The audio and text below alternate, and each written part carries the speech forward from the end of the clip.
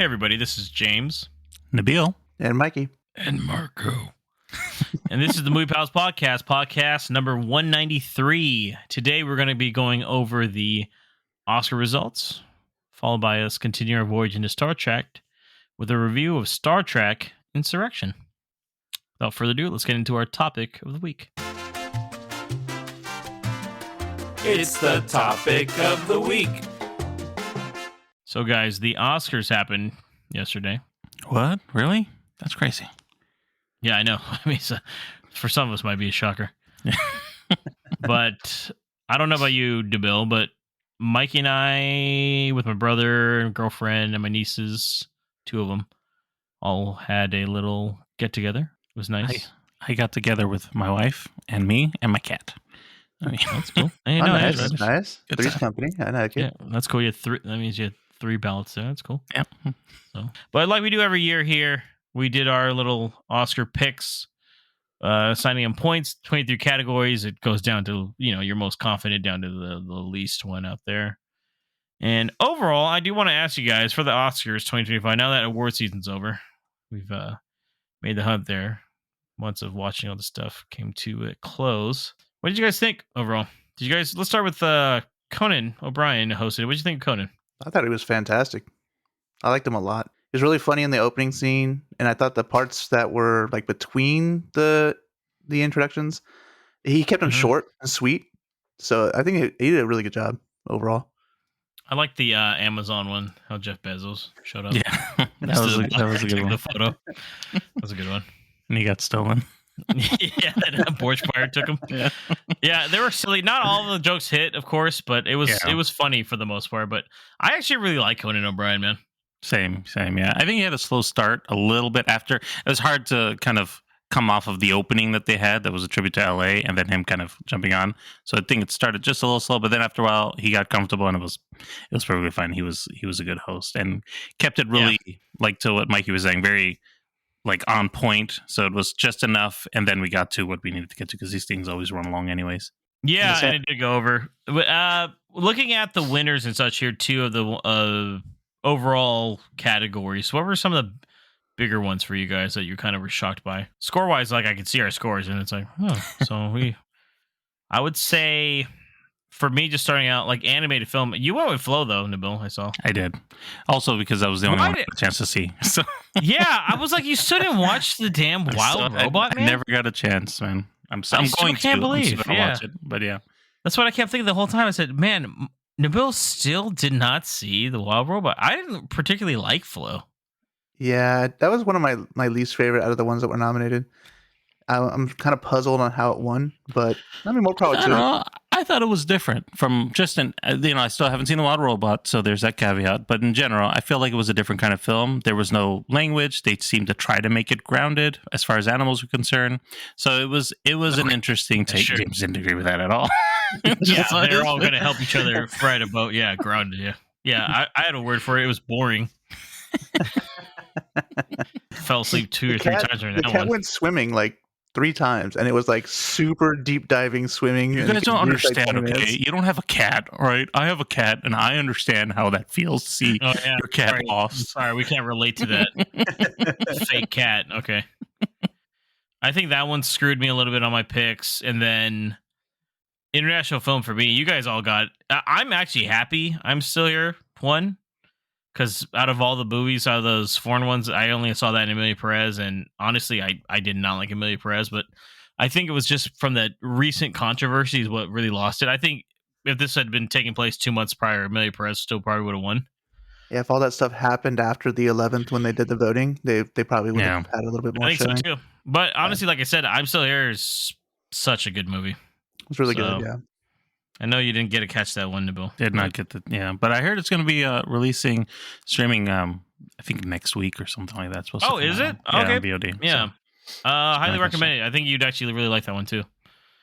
That one has some really good performances in it too.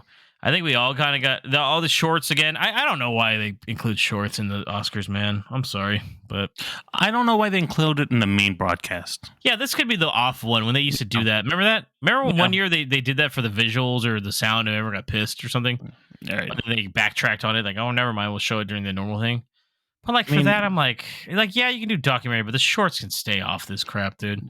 I think that's fair. Both that and the animated short suits. Like, it's not everybody gets a chance to see them. Yeah, Not that they're not worth of getting their prize. It's just for the they're show. easier to see now, though. I would say, Yeah. Nabil. I think like compared to previous years, they usually have it at theaters now where you can go and watch all of them. I couldn't find them though outside of theaters. I didn't go to the theaters for them, but I couldn't. I was looking for them to see if I could watch them like at home. I couldn't find most Sometimes of they them. have like Netflix will have one or two that are like, oh, that's on here or something, but those are just the ones. Even documentary, like I know it's just like, no, I'm good, man. But I get it. It should be on there. Documentary still, but the shorts, I'm always like, man, I don't know. I gotta ask you, DeBo. You had some of the craziest picks, man. Did I? Yeah, I felt like you did.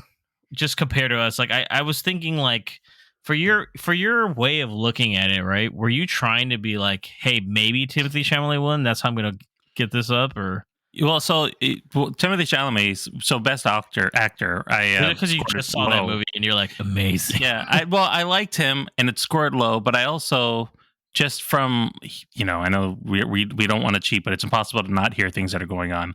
There was a lot of campaigning that he was doing. He was like on SNL. He was he did that SAG Award speech, and so I was like, maybe they go for the young guy. Adrian Brody to me was the pick. Like, there's no way he wasn't going to win. But I had told Mikey when we left that movie, I said, I don't know how anyone could beat him. Yeah, but I was at the same time. It's like it could be the campaigning. Sometimes they like their butts to get kissed, and so he was doing a lot of that. And I thought maybe it might swing his way. But my score was low because I wasn't confident in my pick at all. You were very confident in your Demi Moore pick, by the way. I was. I thought it was a sure thing. I was so disappointed. I knew that wasn't a sure thing but I went. That's why I only went like 7 points on that. Mikey's the only one that got that one right. Yeah, he did. Yeah. I just picked my own name. He thought it was him. He said, wait, that's not me. This is crazy. I was actually surprised that she won, though, to be honest. I know the film got, Norris pretty essentially swept the Oscars. They won almost all but one category that they were nominated in, yeah. And then, you even thought Conclave was going to get Best Picture, Nabil. Yeah, I mean, I thought Conclave or Brutalist had the chance, but I really like Conclave, as you know. I had no idea that Anora was going to get as popular as it did and actually was going to win Big Picture. It wasn't even on my radar to that point. I kind of thought so. I thought it was between that and Brutalist, but it's kind of cool though to see Sean Baker finally get a little love. I think I've been a big fan of his movies for years at this point, so it's kind of cool. Especially he was really going for independent film and going out to theaters to see movies and get the right message, I think. So, I mean, hey, 5 Oscars for the guy. Well, 4, but 5 for this picture, so big deal. Yeah, man, it's crazy, right? And I think honestly, that was, I don't know. That's a movie that I hope it sticks. Sometimes you get these Best Picture winners and it doesn't stick. I thought Anora was really good. I thought The Brutalist was better though, honestly, in my opinion. Yeah. Just with a movie that I think I will probably revisit down the line. But it's a bigger film, right? I mean, yeah, it's a grand film. It's like kind of the opposite of Anora, right? Like Anora's a small thing that exactly a piece of life, and then, piece of life, and it's a little character study too, which is cool. Yeah. But I think Brutalist had a bigger meaning for me, especially with kind of the way that people treat, especially the United States has treated people, especially foreign people in the past, and how they take credit for things, and it doesn't always play out that way. I do have to ask another one for you, Nabil, because we only do this because me and Mikey were talking the whole time about it. You chose Kingdom of the Planet of the Apes for visual effects, buddy? So I was thinking I was thinking of Dune at first, but really what I was looking at was I remember when I saw King of the Planet of the Apes, how good how much more advanced the apes looked compared to the other films. And I was like, there's this, and then they nominated Better Man, and I was like, well, there's 2 ape films, so maybe if it's going to be anything like that with how good the CG was in that film, it's going to be King of the Planet of the Apes. So that's why I was going that direction, because they also nominated Better Man. I was like, if they're looking at those kind of movies, then it's got to be the one that has more apes, right? So, well, no, they're just like, hey, who did the best motion capturing? And they're like, Better Man looks pretty good. Yeah, actually, Better Man did look really good. It did. I ain't gonna lie, it's pretty good. It does look good. I mean, even though Alien Romulus looked good too at times. So yeah, it did. It's just that Dune was such a powerhouse in the visual effects and sound. I knew right off the bat that was going to be kind of like a 1-2 punch in my opinion. So I mean, it was a film that it had so many visual effects, but you couldn't tell that there were most of the time that the visual effects were there. That's how good they were. So I don't discount the fact that it deserved the win. I was again trying to figure out where I was lying down over here. It's like maybe this is going to be the spoiler of win. Yeah, you almost have to, because honestly, like, we all got this. Oh, not you, Indibo. Me and Mikey and Marco all got the same correct categories, actually, like correct number of categories, but it was the scores. It's the scores, really. It comes down to how you strategize. Sorry. Yeah. Mikey, I gotta say too. 3, I think. Mikey, you went with best supporting actor here, and you just didn't do Kieran Culkin. Yeah. Who literally swept every award leading up to this. Yeah, no, I mean, I don't. For me personally, You said all my I liked them Home Alone boys. all my picks were just people that I thought had impact on the movie, right? Or if we're looking at visual effects, the visual effects had impact on the movie, those kind of things. And so I feel like nothing against Kieran Culkin. I liked him in that movie. I just don't. I wasn't a big fan of that one, Mir. I told you guys so. To me, there was a better performance, right? And I think Strong did a fantastic job in The Apprentice. He was really good, and I thought his performance there was just way more impactful than Kieran Culkin's to the other movie here for Real Pain. So that was a situation, Mike, because I completely agree with you with Jeremy Strong. I think it was a should and would win, and it was like I felt Kieran Culkin was going to win for sure, but I feel like Jeremy Strong deserved that win just for what he did for that film and what he brought to everybody in that category. I think was really good, though. Oh yeah, honestly. I mean Edward Norton. When I saw that film, I was like, I was surprised how good he was in that film. Yeah, he Bob Seger. Yeah, Bob. Pete Seeger. Yeah, sorry, Pete Seeger. Yeah, Guy Pearce, crazy good. Yeah, dude from Anora. Him. I mean, yeah. Even the actors, I don't think he made that much of an impactment in that movie, though. But we talked about actors too, though, and it was just like Adrian Brody, Timothy Chalamet, Coleman Domingo, so good in Sing Sing. Yeah, Ray Fiennes, a really good in Conclave. Only real reason to watch that movie. And then Sebastian Stan, once again, really good in The Apprentice. So it's just. I would have been happy if Sebastian Stan won. I was kind of silently rooting for him. I didn't think he was going to, but I was like, I was still waiting for. There was nothing where it came out of like super left field, though. Where some years we've had it where like, oh my god, you always come down to like between two, and then out of nowhere, like the third person is like, and now I take the win. nothing like that this year is what I'm trying to say. Which like was Nosferatu sweeps everything, right? Yeah, dude, Nosferatu didn't win a single thing. Yeah, I didn't. Complete Unknown didn't win a single thing. Yeah, it just came down to kind of the bigger ones there. Amelia Perez didn't win as much as they probably thought they were going to win. I mean, they were nominated for 13? I think they got like 2, right? Mm-hmm. So, but all the ones that got nominated for a lot, none of them won a bunch. They all won less than Anora. So it's kind of crazy. I think Anora still won almost all of them, like Nabil was saying that they were nominated 5 out of 6. And then Nabil, even the director, you're like, no, not Sean Baker. No, that one I wasn't going for Sean Baker for at all. I mean, I tell Mikey if Sean Baker gets that plus Mikey Madsen, I'm like, it's a lock in for Best Picture. There's no way you can win it now. But you could see, like, I was kind of leaning towards The Brutalist too for some of them, So it's which is weird. But then you went Conclave for the end. I'm like, did he just give up? That's just me. That was the Nabil win. This one it was. He said, "Man, I hope it wins for this one." It was a really close battle, though. Not with Nabil, really. Nabil, you came dead last this year. I was. I really felt like you were overthinking a lot of your picks. Maybe. I mean, you win one year, dude, and you come back the next year, like defending the title, and you're like, "This is it. I got that. People are looking up to me, so I got to make sure I win this thing." And then Nabil said, "Never mind." Yeah, it's like I'm out, guys. Sorry. You started out the game pretty strong though, like because we were keeping track every points for after every category, and you were like way up there for like the first half almost, and then. Slowly, everybody started catching up. Especially Mikey. Mikey, you got real close at the end there.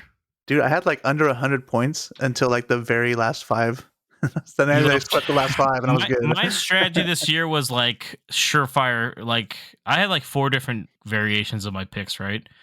And I looked at each one and I thought like which one is the most likely to win, and then I ranked them that way, and then I went back and re-ranked them again, and then I did it another time, and then one last time, and then I really overthought everything. So I just really was like, I got to do better because last year I did terrible. So I was like, oh god. So Oscars are done. Overall, I had a lot of fun doing this. It was definitely a pretty unique batch of movies this year. Yeah. I enjoyed these movies this year. I To be did too. honest, these were good. It didn't feel like a chore. No, not at all. Some years you look at these things, you're like, oh god. Like, Yeah, It was a last good year it mixed was brutal. bag. Yeah, I it was a like good this mixed year a bag of lot. emotion in this one. So you got some happy and sad and weird. Like it was not as heavy as like you guys said the other years. Yeah. Yeah. No, definitely. And I think it's one of those things where it was nice to get kind of a nice little variety, especially Right. like it's crazy the Substance was in here, right? Like it's insane. I still think it's kind of weird that film was nominated. But Yeah, hey, where all this stuff I'm like, oh yeah, I guess. I mean Good that's for kind of them. cool. Get a Hey, horror film in there. Get more horror, Oscars. I would Yeah. love that because there's some really good horror movies that they just kind of look past because they don't believe in them or something. And No. honestly, me and Mike were talking. I think the whole way that they vote for stuff needs to be reset at the Oscars. They got some. Well, people they do rank choicing in their votes, right? I think that's still pretty good. So it's a good. No, I'm mix saying of- the people that actually vote though are kind of dumb. They got some people. They've done anonymous like things of people how they voted, and some of the answers I've read on social media the last couple of days of people that got to vote are some of the most ignorant things I've ever seen, dude. I saw a couple that said we didn't vote for Ray Fiennes because Because he he won, an won Oscar before. He's was like, never "What?" won before. Yeah, I told Mikey the same thing. Yeah. Same with Dune 2. Someone didn't vote for Dune 2 for visuals because it won last time. Stupid. That was their reasoning why it still won. Obviously, more people are like, are you dumb? But stuff like that tells me that some of these people were just like, I didn't see any of these. I'll just choose this because it's popular right now. So, Yeah, I think that's weird. And I honestly, people should have to watch each movie. You shouldn't be able to Yeah. vote for something you have not seen. You should have to look watch at them that, all. Mikey. So, are you saying that next year, if you have not seen the movie, you cannot vote for it? Is that what you're telling me? I'm not saying that. That's what I did this year, but I'm not saying that. I think if you're on the Academy, that should apply. Yes. Yeah, if one you're the part Academy of voters. the official group that's You should voting for watch these it. things, I you mean, should they at get- least they watch a part literally of each get of them. screeners, by the way, guys. There's Okay. no excuse. They actually get them sent to them. Yeah. There's not like they have to be like, oh, I got to go out of my way. No, you get copies. Mhm. So, I mean, if they want to send me screeners for all of them, I'm good. Like, I'll submit stuff for them. oh yeah. Okay, So all right. I did win. I came back this year. Came back. Congratulations, James. Yes. If Thank you guys didn't hear that, he did take that from me. So congrats. Took back the crown, baby. I said, hey, but Mikey was close. He was only 3 points under me. It got real close. We actually knew, Nabil, as soon as you didn't get best director, that I had won, pretty much. Oh, really? We calculated, We knew like calculated the 4 points and categories back. everything, We already calculated the possibilities, and that plus your double of like the actor, there's no way you would have won. So we're like, Yeah. but then even Mikey calculated his stuff. If Mikey Madsen had won, because we didn't know yet for actress, and even if she did at that point, I already knew I had won already too. So Hmm. I get like 30 minutes coasting into that little nice Had a ride. little So high in there. Just yeah, I was getting pretty hyped. I won't lie to you. I was hitting some good ones too. So His nieces were scared of him for a little yeah, while. I went He was to so land. excited Believe about it. stuff. I've seen James excited. Yeah, it gets a little I scary. told them though. I had let them know already. I'm like, it's probably gonna get a little loud in here. This is my Super Bowl. This is my Super Bowl. So yeah, I'll have movies for you guys sometime this week. I'll let you know.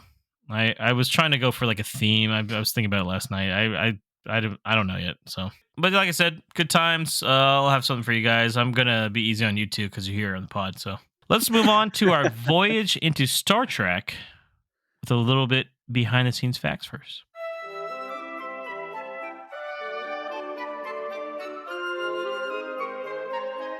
So if you're new here, this is our voyage into Star Trek. We've been watching all the Star Trek motion picture films. Well, most of us have seen them all. We are now on to the 9th film, Mm-hmm. right? 9? Yeah, it's 9. I probably asked this last. Is it 8 or no? This is definitely 9. God, 9 films. Good God, blasting through these things. Only 5 more to go. Maybe, yeah. We'll see. And this time around, we've made it to the 1998 film, Star Trek Insurrection. We're going to give you a little bit behind the scenes facts on it, some behind the production, plot wise, visual effects, casting, characters, music, etc. So you have a little bit of context from our last review, which was the 1996 film, Star Trek First Contact. Production and story development. Insurrection went through several major changes before becoming the final film. Michael Pillars original script was much darker, with Picard torn between obeying the Prime Directive or stopping Starfleet from harming a peaceful civilization. Early drafts even had a rogue Starfleet officer as a main villain instead of the Sona. The title also changed multiple times. At one point, it was called Star Trek Prime Directive, and another version used Star Trek Nemesis, later given to the next film, inspired by Heart of Darkness. Piller wanted a story about Picard questioning authority and rebelling against his own organization. The Baku village scenes were filmed at Lake Sherwood, California, where sets were built to create the film's peaceful, timeless setting. Casting and characters. Patrick Stewart had more creative influence by this point and requested a romantic subplot leading to Picard's relationship with Anish. Oscar winner F. Murray Abraham, known for Amadeus, played Ruafo, and even suggested changes to his makeup to make him look more grotesque. Jonathan Frakes directed while playing Riker, which he admitted was tougher this time since Insurrection had a lighter tone. LeVar Burton finally got to show Geordi's real eyes using special prosthetics, making his sunrise scene one of the film's most emotional moments. That is a good scene, actually. Yeah, it's nice. Visual effects and makeup. The film used subtle makeup and digital effects to show the Enterprise crew looking younger from the metaphasic radiation. The Sona's grotesque, stretched skin appearance required some of the most complex prosthetics in Star Trek history, with F. Murray Abraham spending hours in the makeup chair. Insurrection blended CGI with practical effects for its space battles, using a mix of digital models and physical miniatures. A more intense asteroid field battle with Riker piloting the Enterprise was filmed, but later trimmed down due to budget constraints. Music and deleted scenes. Jerry Goldsmith returned to score Insurrection, crafting a romantic and mystical theme to match the film's rejuvenation storyline. One deleted scene expanded on Anij's ability to slow time for Picard, while another showed Data bonding with a Baku child. An alternate ending had Ruafo surviving for a final showdown, but test audiences preferred the explosive ending used in the final cut. Goldsmith also included subtle music cues referencing his past Star Trek scores, including nods to the motion picture and First Contact. Thank you, Bill. Let's get on to our review of Star Trek Insurrection. Alert! Area 12. He's trying to remove the headpiece. Do not delay the countdown. And for others to stand in their way.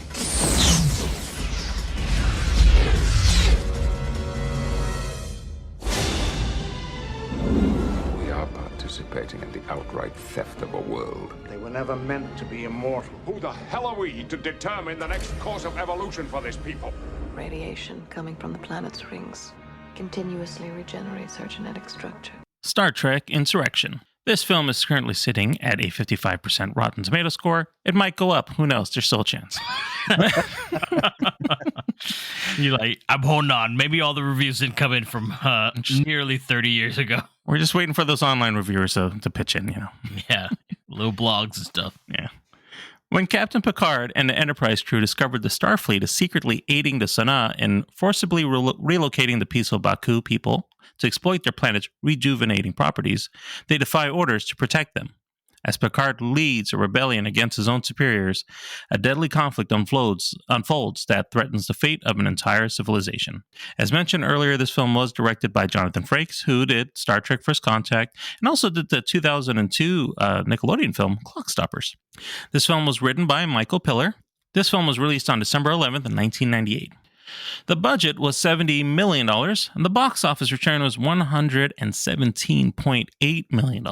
So, did fairly well. This film was starring with a returning cast, Patrick Stewart as Jean-Luc Picard, Jonathan Frakes as William T. Riker, Brent Spiner as Data, LeVar Burton as Geordi LaForge, Michael Down as Worf, Gates McFadden as Beverly Crusher, Marina Sirtis as Deanna Troi, F. Murray Abraham as Ruafo, Donna Murphy as Anij, and Anthony Zerb as Vice Admiral Dodry. So, let's talk about our history with the Star Trek Insurrection film as we usually do. This is, I think, the penultimate film for the Next Generation. This is the third to the last one. They got one more left after this. So Yeah, there's one more. Yeah. Yep. So let's just jump to you, James. Have you seen this film? How did you see it if you did?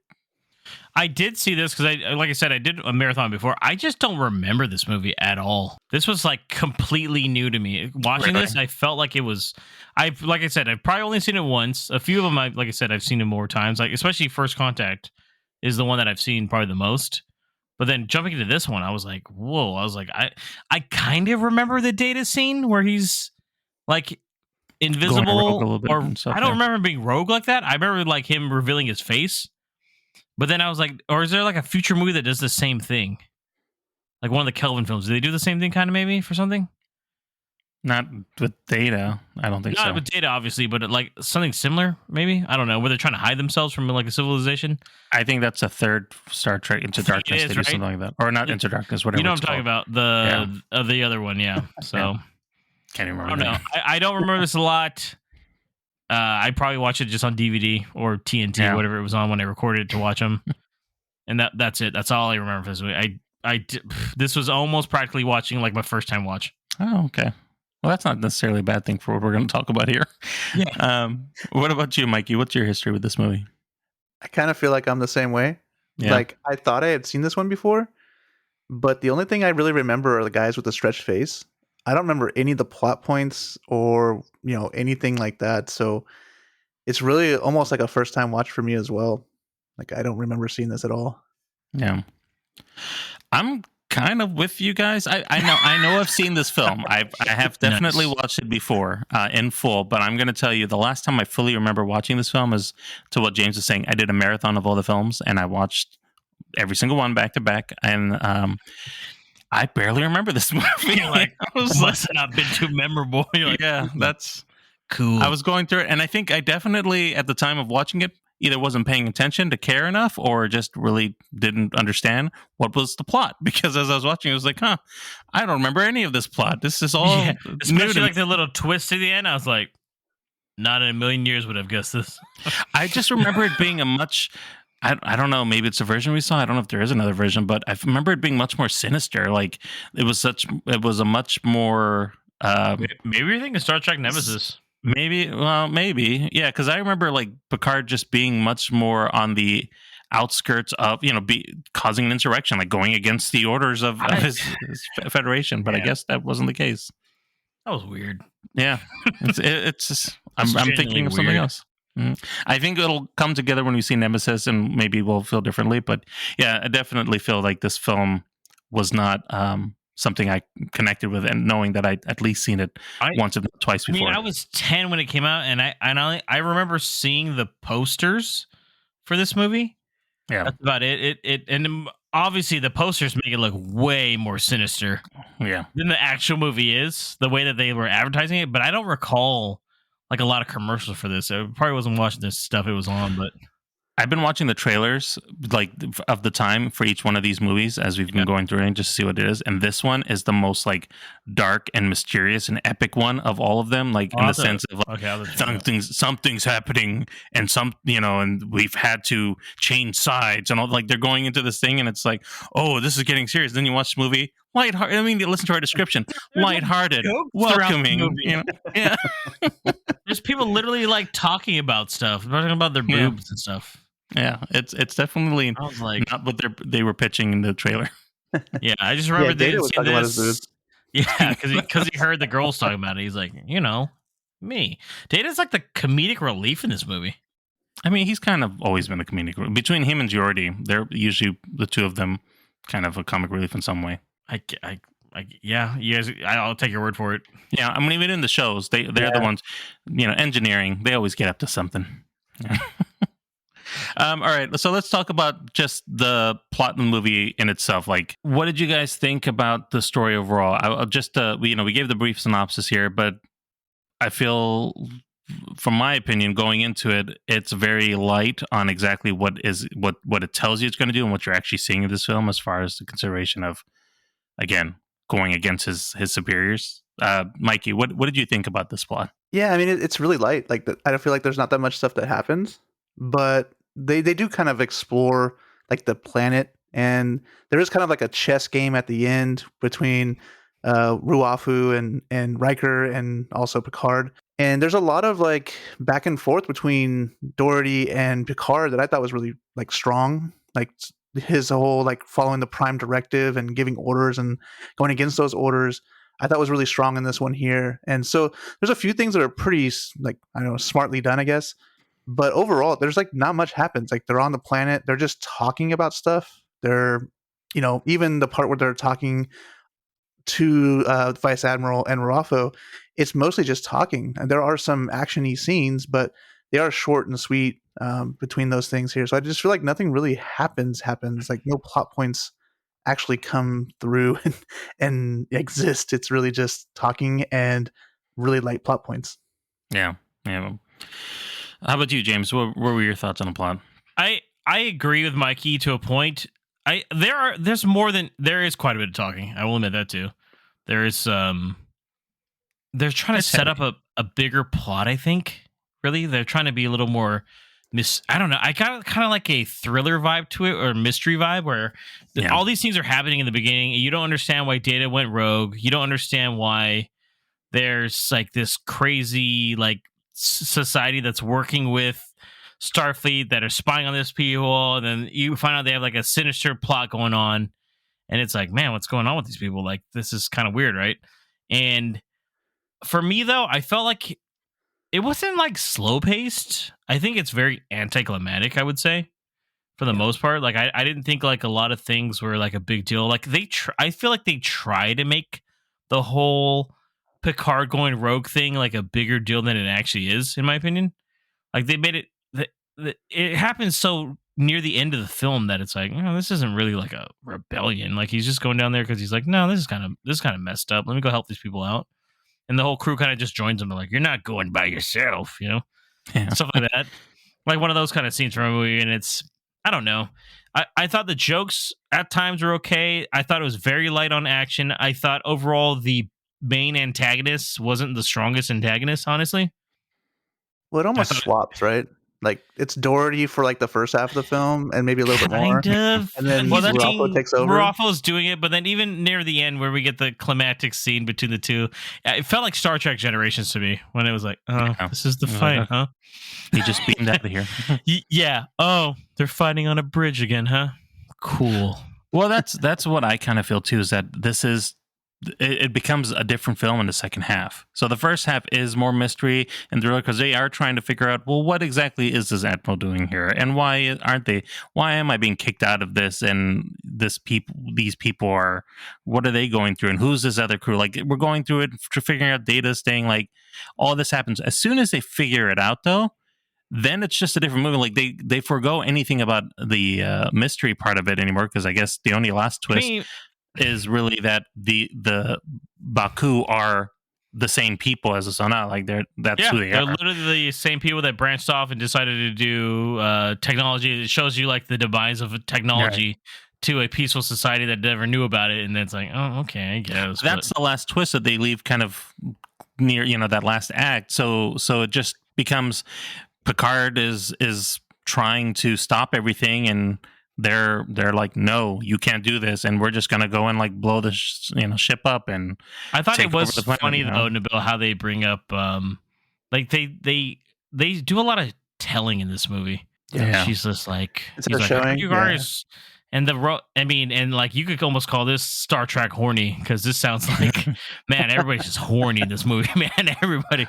But I get it, because they're getting rejuvenated. They're going back to like a younger self, right? So, I mean, but do you think that's a direction? Because I was thinking about this. I was thinking of the other film beforehand with Jonathan Frakes directing both of them, and even in our description, like he said, it was more challenging because it's lighthearted.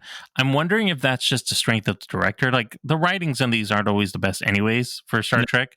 But I was thinking that he was trying to not say that we're feeling younger, so everybody's feeling a bit more horny and youthful and aggressive and stuff. Like he was trying to show that, but it just came out as a bit overt. It's like you're doing a bit too much of showing what's going on. Like we get it, yeah, I could see that. I feel like it's more the direction for him, like just how he was trying to portray it. It wasn't as strong. Like shaved his beard just because like people had told him apparently like throughout his career, like, hey, why don't we ever see apparently Riker's never been clean shaven ever until this movie. I think the first season he was clean shaven. Was he? Okay. Yeah. So they were trying to bring it up because then he looks completely different. It's kind of weird. Like he has a subplot going on with romance. Yeah. Picard's got like a romance. It's kind of, even though I felt like it's really forced, even though he wanted that to happen. I was like, I don't know about this. This is kind of weird, man. I don't know. It could have been their way of being like, I think we could do 10 more of these, right? Maybe that's what he's trying to do. You think? Like he's like, no, I think this is fine. We're doing great. Yeah, Doing great that's what I'm things thinking. here.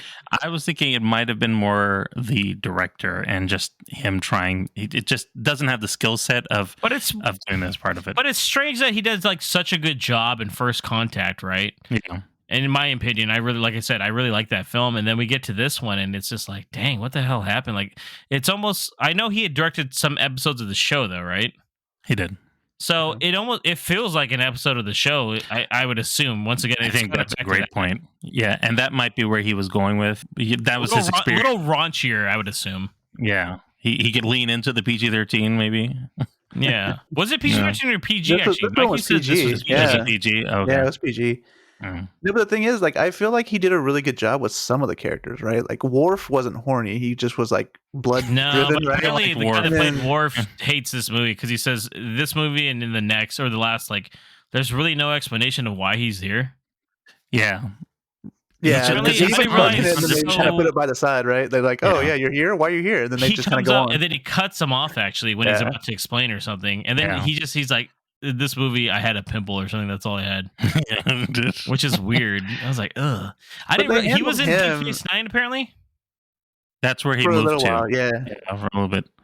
So then they have no explanation. Like he's back. Yeah, I know. Just because. Well, they said they give a little explainer at the beginning because he was there with a bunch of other people finishing whatever mission they were just on, and then Yeah. he was about to go off to Deep Space Nine, and then he's I like, "Well, you're noticed 'cause, sticking like, with us to deal with this thing." Picard brings up Deep Space Nine like several times. He keeps bringing it up. He's like, "Is this how you guys do it at Deep They're Space like, Nine?" "The show is still on. Please watch this." Yeah, look at us. We're combining characters. They were actually going to have some people from Voyager, Deep Space Nine cameo. Apparently, I saw for into some deleted scenes, Oh, that would have been nice. but it didn't happen. So I didn't know. Yeah. So Well, what were we thinking about as far as some of the characters? What did you think, Mikey, about Picard as just the lead, the captain in this situation where he was just basically trying to defy orders? I feel like to me it was like out of character, to be honest. Even so, he never seemed to be one that would completely throw orders away. He was always about the prime directive and him over the ship or over his crew. But maybe that's just my poor memory there. How do you think he not in this one? acted in this one? Yeah. Well, no, I feel like that's kind of what his thing is. He's always towards orders, right? Like, I feel like Yeah. in previous ones, he's always like, "Hey, I got to follow orders." From But my that being very small said- experience with the movies, that's what I would Yeah. even say that. Yeah. Yeah, but that being said, he knows that the orders that are given are not what should be happening. It's going against the prime directive, and yes, he's kind of going towards it, but he realizes at some point, at least I feel like he does, that he shouldn't be like annihilating these people, right? Like, I mean, he even has a couple like sentences there was like, how many is too many? Like 600, 1,000, 50,000, a million.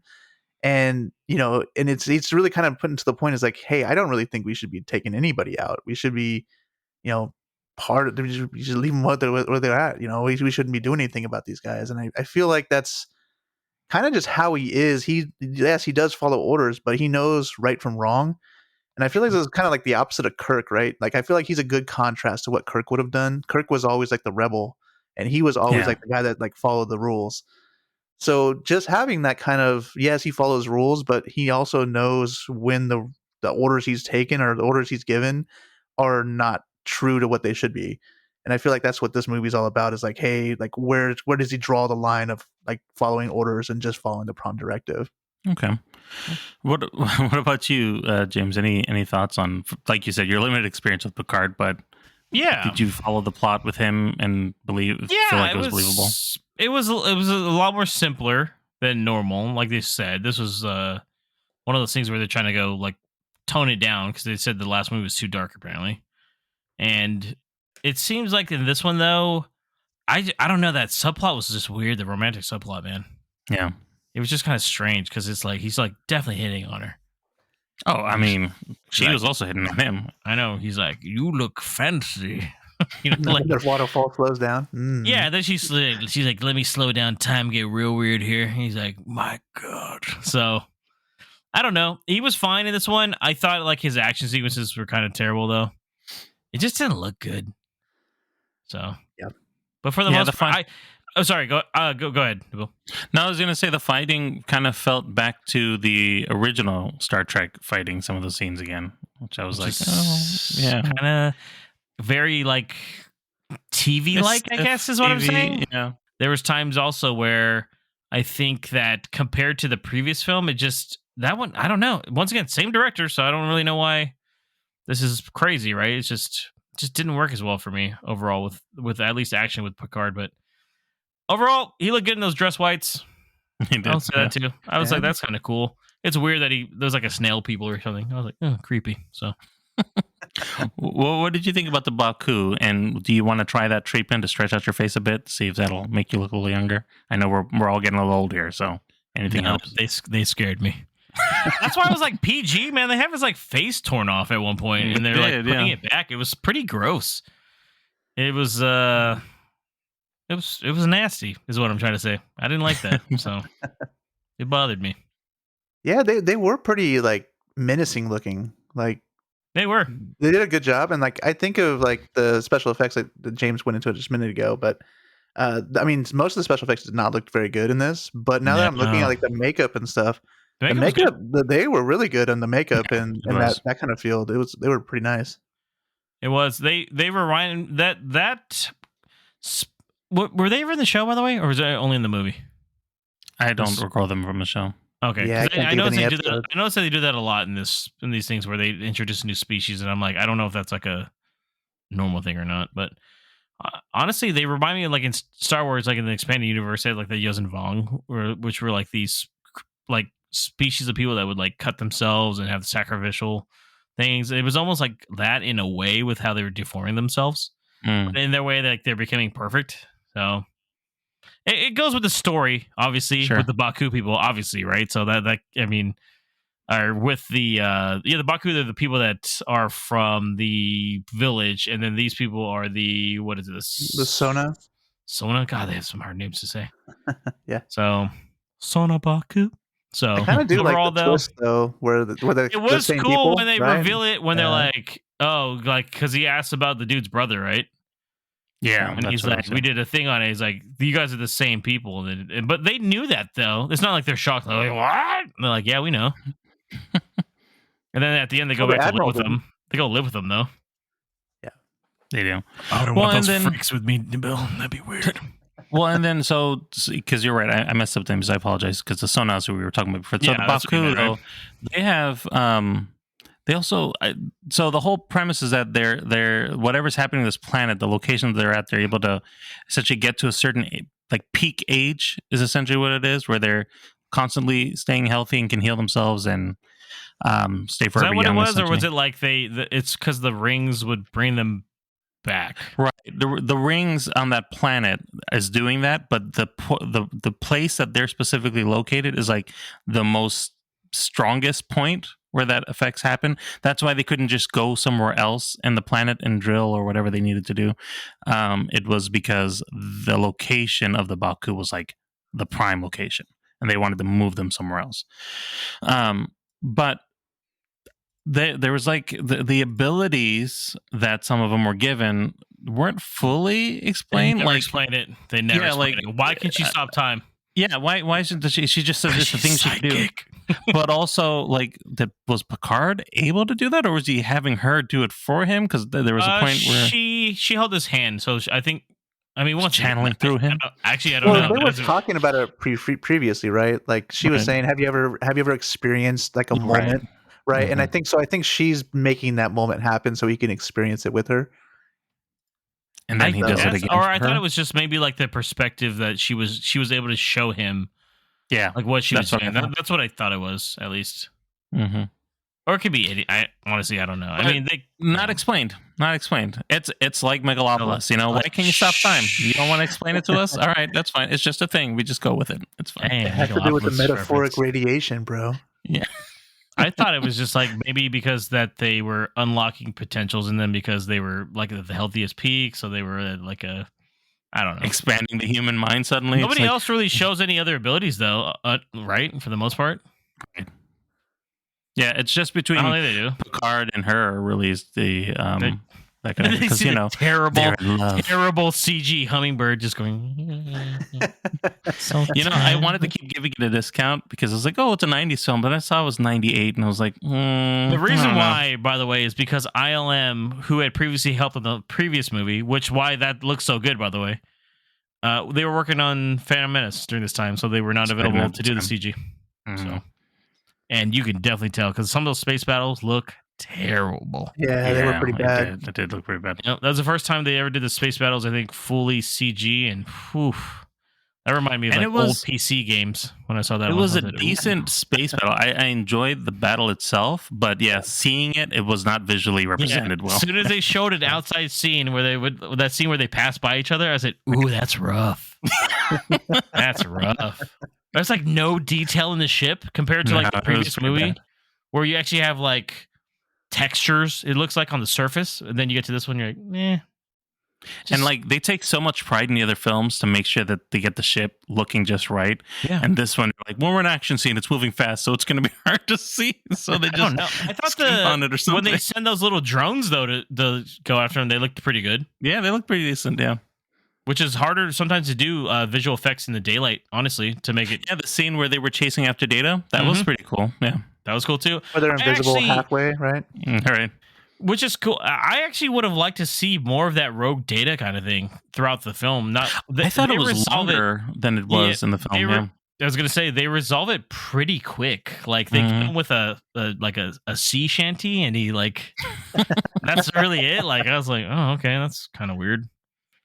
So I'm telling you, maybe there's another cut. We're gonna have to look into this and see. There's some weird stuff in this movie, man, where I'm like, that was the thing that's the best way you can get him. Yeah.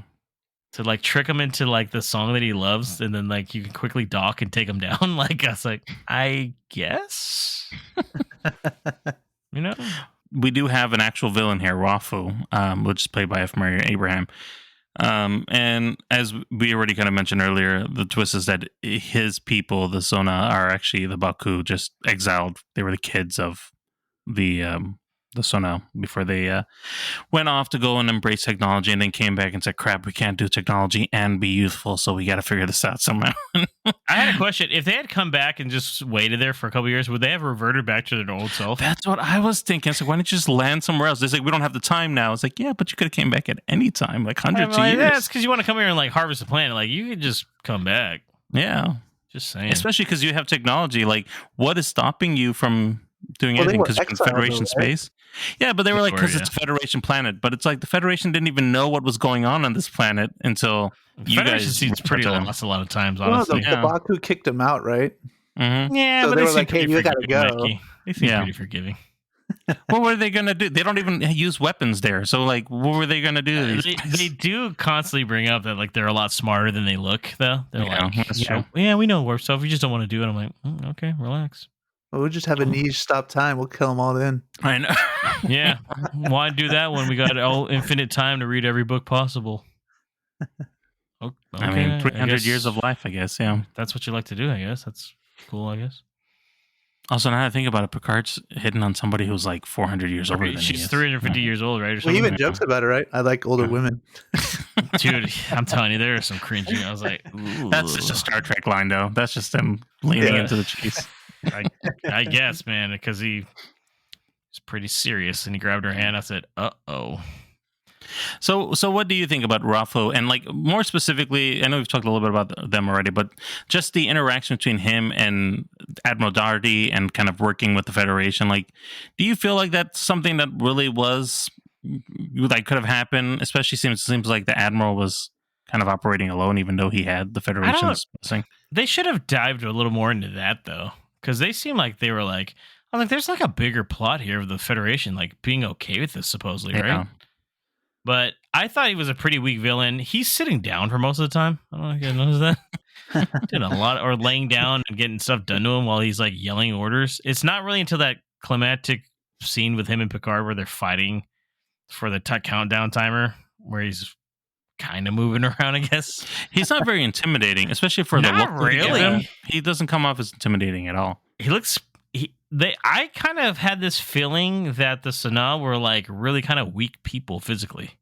Yeah. It would have been cool to see someone that was like a buffed up one that was like modified to get stronger. So like, oh, we like this is what we can do to people. But they probably didn't have the budget to do that, honestly. So I think he was one of the weaker parts of this movie, even though he's literally on the face of the cover of the poster. And I don't think the Admiral even had like the whole fleet on him, like supporting him. I feel like he's kind of went rogue a little bit. Was he like rogue? Yeah, but they never confirm it, because remember Picard brings it up. He's like, I don't know if you've told him that, because this goes directly against the Prime objective or whatever the hell it's called. Directive, right? yeah. Yeah. But he says that, this is from the Blessing of Federation. And to me, it's like, this is where I was like saying about That's for the receipts. Show me the receipt. Yeah.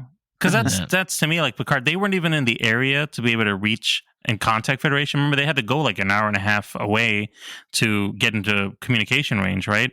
So to me, Picard would have been the type of person that's like, all right, bet, let me go figure this out.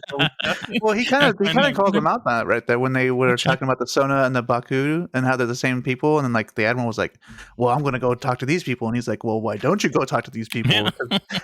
So he kind of does that a little bit. Dude, they're trying to rush him out like super quick. Remember, like, you're 12 hours up, get out now. Yeah, even come at him like, hey, I'm not going to tell you why, but can we get Data's schematics? Right. I would have been like, that's kind of random. I was like, that doesn't seem like I should be sharing that with anybody from here. Yeah.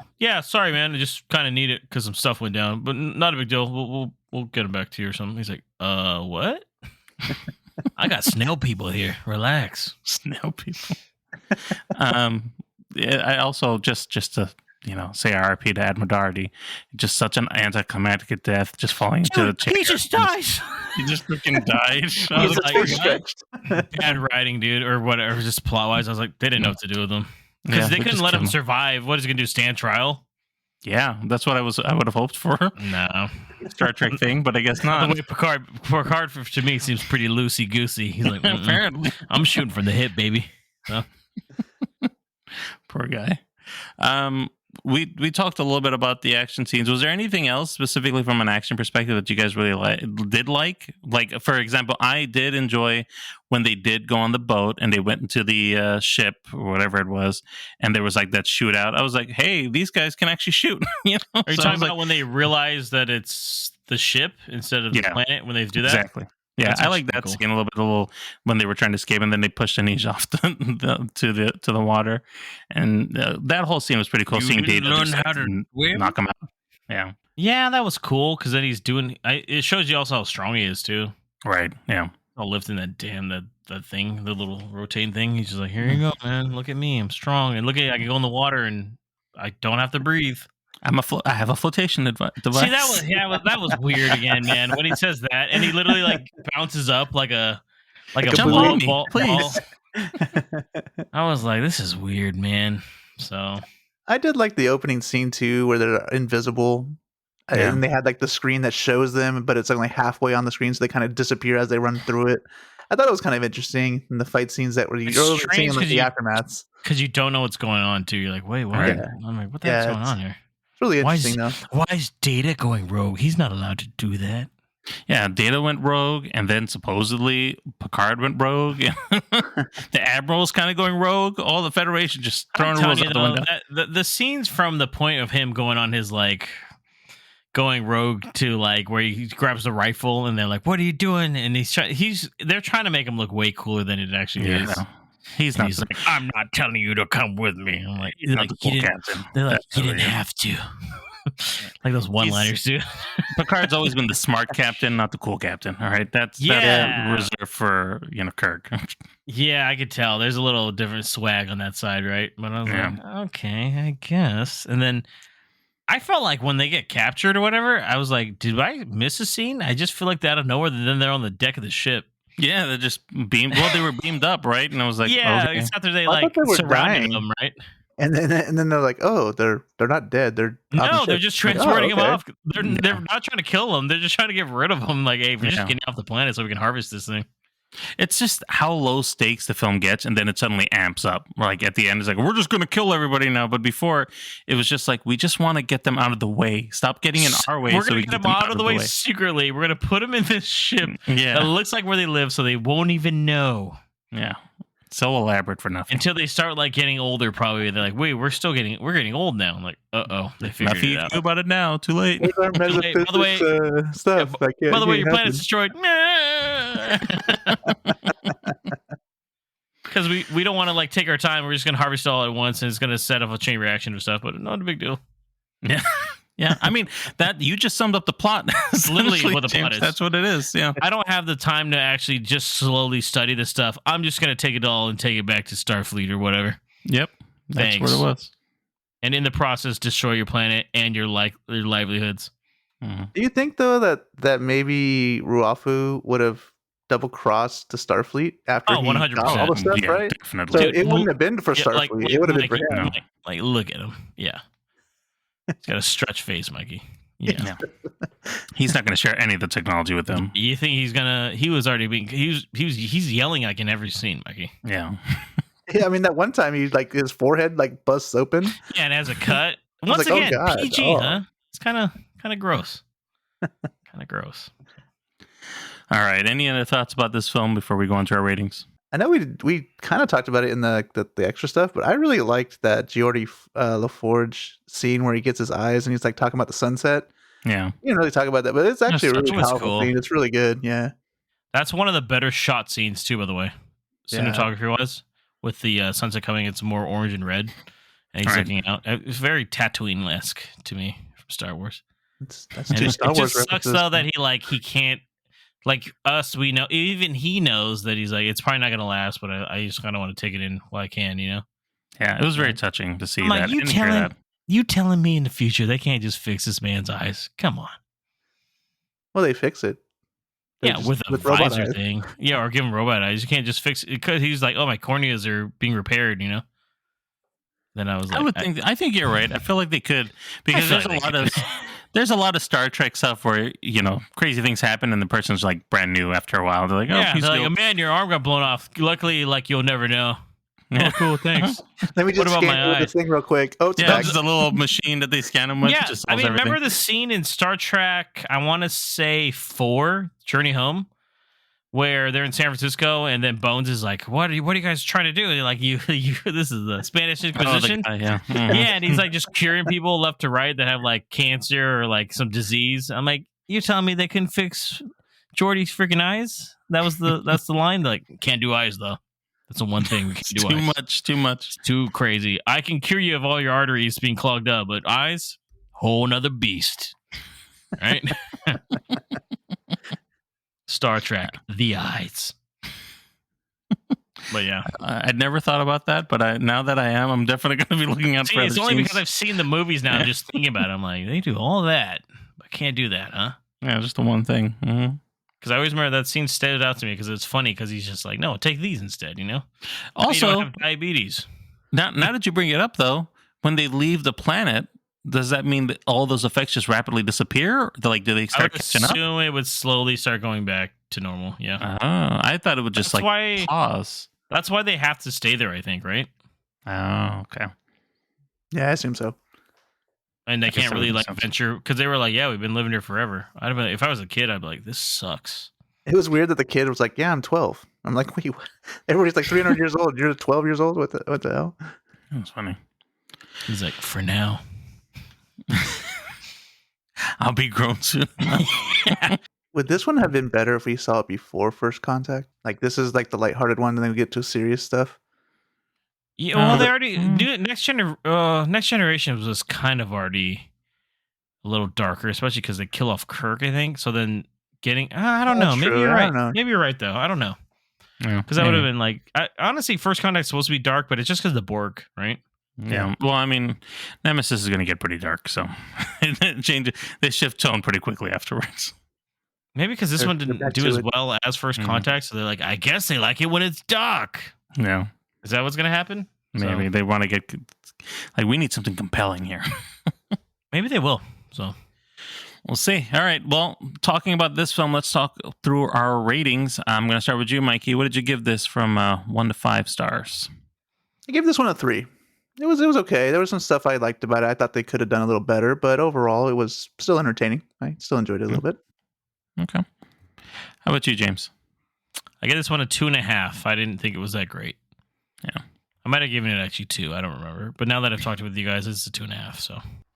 All right, and I gave it 3 stars. I was leaning in 2.5 as well, James. But after talking about it, I was like, yeah, there are some stupid bits in it. I'll give it a pass. I'd watch it again just to make fun of it some more. It was like, I love this movie, so Yeah, I'll watch it again, make fun of it. It's fine. I mean, it's not terrible. Like, No. It's not great. It's not good, but it's not terrible. I know some of our listeners hate all of them, so it doesn't matter what we rate it because it's all trash. So. This has been an interesting one, though, revisiting these, especially watching them all in 4K, I'll say. It's a better appreciation because I definitely didn't see them in even HD before, so this is a definite jump up from what I remember seeing. So Right. All right, that's the end of the podcast here. We appreciate you all for tuning in. Mikey, let them know how they can reach us. You can listen and follow us at your preferred podcast platform. We are everywhere. For a convenient link to our social media channels, visit linktree/moviepalspod. That's linktr.ee/moviepalspod. And remember, hit that subscribe button to never miss an episode in this directive or the next. Also, catch us on TikTok for sneak peeks of upcoming episodes and exciting moving content. Follow us at MoviePalsPod. And make sure to tune in for our next episode, podcast episode number 194, where we will be reviewing our secret Oscar loser film reviews, as well as Star Trek Nemesis. Thank you, Nabil. Until next time, this is James. Nabil. And Mikey. Have a great one.